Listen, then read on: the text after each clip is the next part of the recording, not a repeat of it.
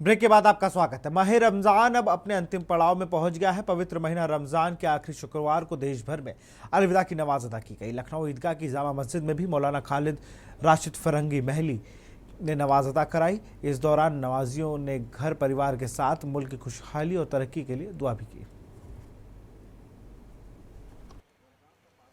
बड़े पैमाने पर मसाजिद में तमाम मस्जिदों में नमाज़ें अदा की जा रही हैं और नमाज अदा की गई है और नमाज के बाद पूरे मुल्क में अमन शांति और तामीर तरक्की के लिए खुसूसी दुआएं की गई हैं। और इस मौके पर लोगों से ये भी नमाज में अपील की गई है नमाज के खुतबे में कि जिन लोगों पर ज़कात वाजिब है वो गरीब गुरबा में ज़कात ज़रूर तकसीम करें, जिससे कि वो लोग भी सही तौर पर ईद मना सकें और ईद के मौके पर भी सदक़े फ़ितर गरीबों में तकसीम करें, जिससे कि गरीब लोग भी अपने नए कपड़े बना सकें और ईद की खुशियों में बराबर से शरीक हो सकें।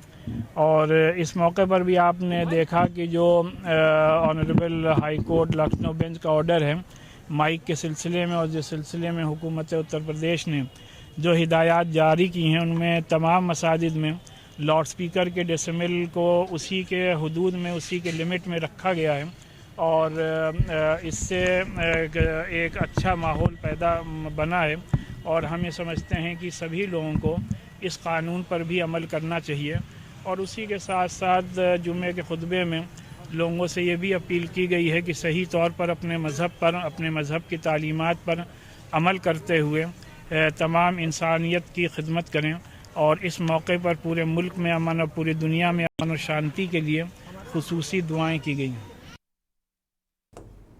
आज अलविदे की नमाज अदा की गई है। हम इस वक्त ईदगाह में मौजूद हैं और हमारे साथ मौजूद हैं मौलाना सुफियान निज़ामी। आज अलविदे की नमाज अदा की गई है, गाइडलाइन दी गई थी, तो कितना पालन हुआ उस गाइडलाइन का, क्या देखने को मिला?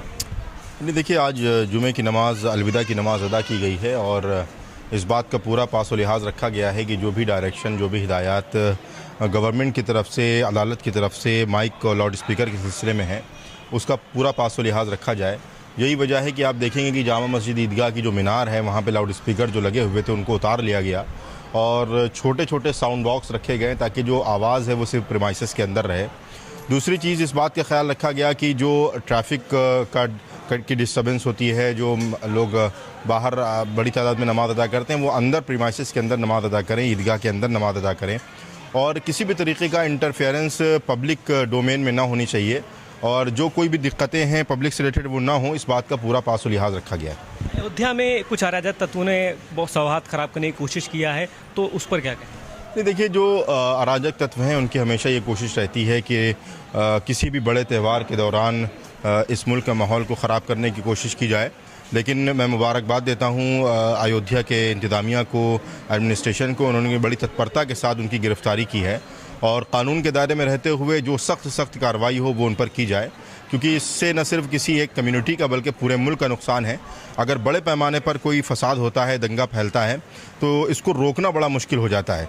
इसलिए ऐसे अराजक तत्व जो दंगा फैलाने की या फसाद करने की फ़िराक में रहते हैं उन पर सख्त कार्रवाई की जाए ताकि वो एक नज़ीर बन सके।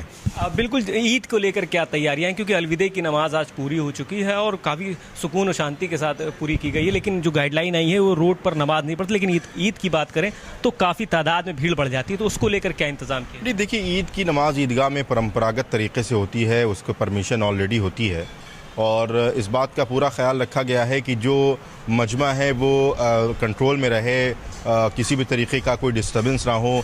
ईदगाह की बड़ी पैमाने में तकरीबन 3 से 4 लाख लोग नमाज यहाँ अदा करते हैं, तो इंतज़ामिया भी हमारे साथ है और इंतज़ामिया भी इन तमाम चीज़ों को देख रहा है।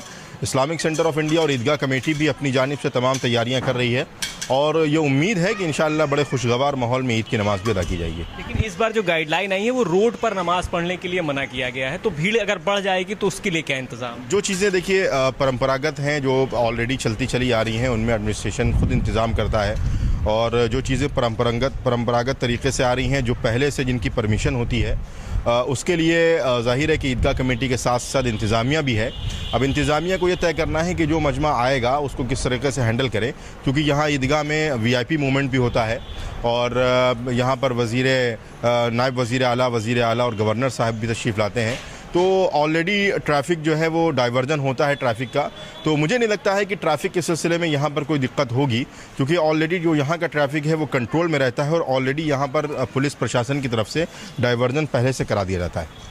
शुक्रिया। हमारे साथ ये मौलाना सुफियान निज़ामी थे, जिनका साफ तौर से कहना है कि ईद की भी तैयारी पूरी हो चुकी है और जो गाइडलाइन है उसका पालन किया जाएगा और आज अलविदे की जो नमाज है वो पूरी सौहार्द के साथ पूरी की जा चुकी है। कैमरामैन सुरेश के साथ लखनऊ से सफ़ी अहमद के न्यूज़ इंडिया। उत्तर